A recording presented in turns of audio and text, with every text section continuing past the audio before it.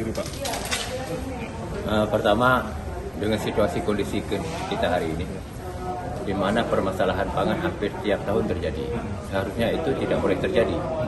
Kisruh pangan, karena pangan itu kan hajat hidup rakyat, tidak hajat hidup bangsa. Maka saya melihat ini pemerintah negara harus hadir untuk mengatur khususnya pangan.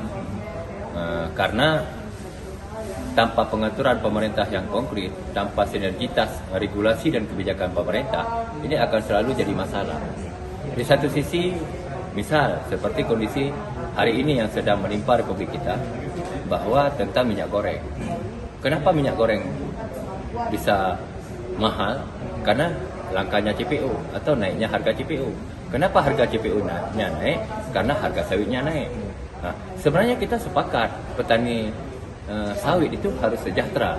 Sejahteranya petani sawit adalah naiknya harga sawit. Tetapi efeknya setelah rakyat atau petani sawit sejahtera, harganya naik, efeknya ke minyak goreng. Nah, di sini kan pemerintah harus hadir. Kita sepakat petani sawit sejahtera, sepakat kita.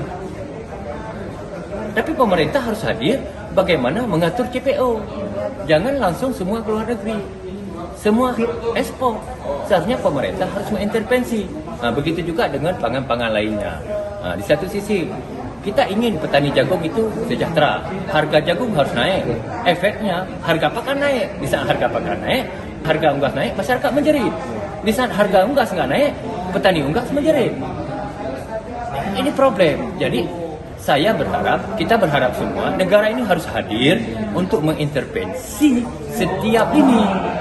Harus terjadi sinergitas antara petani jagung dengan pakan dan dengan peunggasan.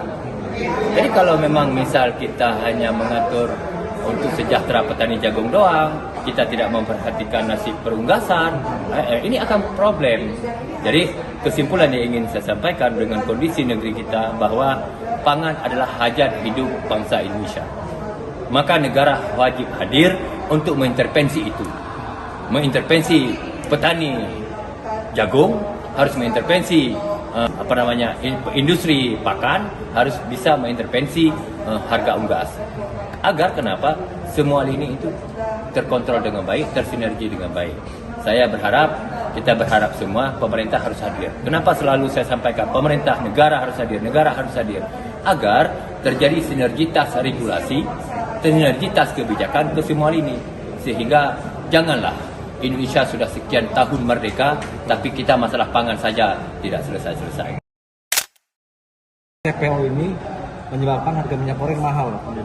Tidak, saya lihat itu terlepas ya masalah siapa yang menguasai lahan. Tapi kondisi hari ini kan karena CPO naik, harga CPO naik, sehingga tanda buah sawitnya naik. Kita sepakat sebenarnya naik harga sawit agar petani sawit sejahtera. Kita sepakat. Tetapi pemerintah harus mengintervensi, harus melakukan kebijakan, harus mengeluarkan undang-undang. Tidak semuanya bisa ekspor, sehingga CPO dalam negeri tidak ada.